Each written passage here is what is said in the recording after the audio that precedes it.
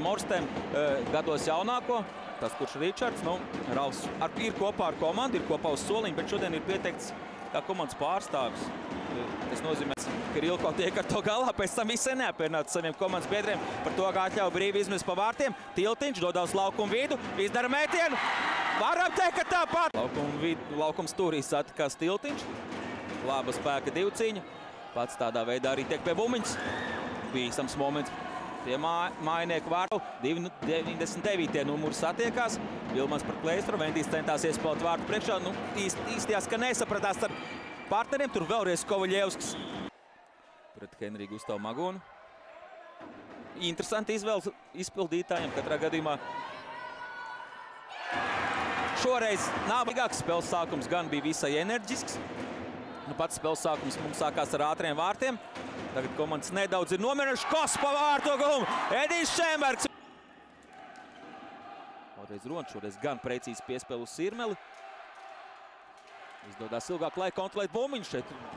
Nu, iznērto pretiniekam bumiņu lāpstiņas iemet drīzāk to viņam kājās. Tagad pats tic pie tās labi piespēle pārējā. Šembergs vēlreiz skaists izpildījums. Šoreiz ļoti labi vārtos darbojās, ka ir kājās, tad arī seko šī piespēle, bet labu pārēju nodemonstrēja Ulbruks komanda. Tādā veidā norādot uz to. Pirmā šie cipari nomināli, spēļo, ka šie abi virknējumi ir vienādi, vismaz treneru hierarhijā. Laba piespēle. Visai vienkārši iziet no presinga mājinieka, tiek pat ļoti labi uz labu pozīciju. Tomans arī bija ķekavs presings, līdz ar to visai vienkārši izdevās pārvarēt. Šeit izlec no maiņas soliņa Kovaļevskis. Valmieras aizsardzības zonā. Šeit Magons pazaudēja bumbiņu, bet tā jau ir komandas biedriem, kur dodas ātrajā pārējā. Un dodas ātrajā pārējā ar vārtu gumu. Ļoti nepēr.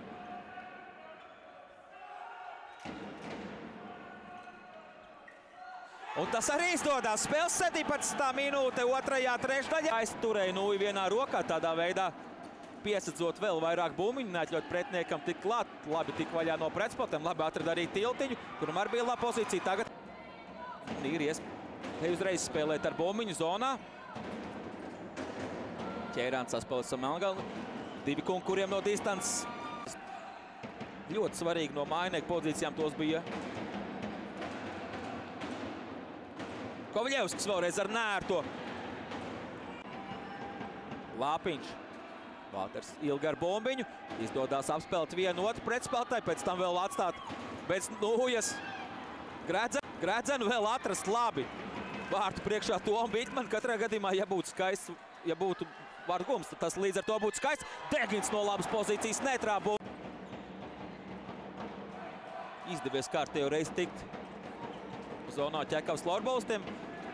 Tajā epizodē lielākais, kas sanāk ir vārtiem, lai arī daudz kontrolē bumbiņus pretinieku zonā. Nevaram teikt, ka arī pavirši spēlē.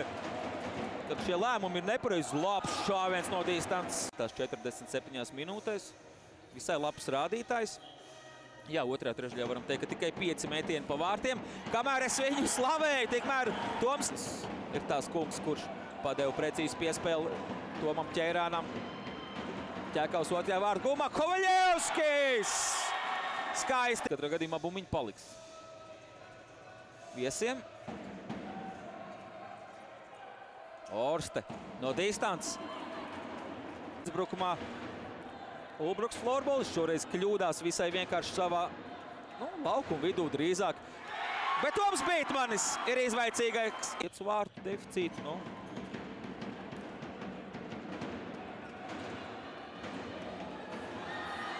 Vārtu staps, vārtu sargam šās raut viesu komandu. Pašā spēles sākumā tas viņiem dārgi maksāja. Krišjāns Tiltiņš tiek līdz labai pozīcijai, negūst vārtus. Tiltiņš uz Kovaļevski. Kovaļevski šajā vairākumā īsti nav ticis pie bumbiņas. Vismaz piespēles viņam baigi neviens nedeva. Jā, vārtu priekšā Bitmanis un viņš gūst vārtus. Nevar.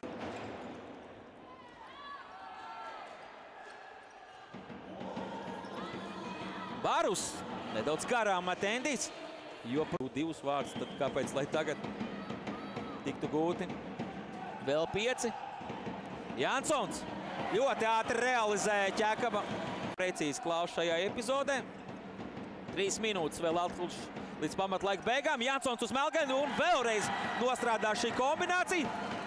Pēc tam gan viņš iesaistās cīņā. Pretbrukumā aizskrien Kovaļevskis ar Bitmanu. Netrāp šoreiz Kovaļevskis no gaisa.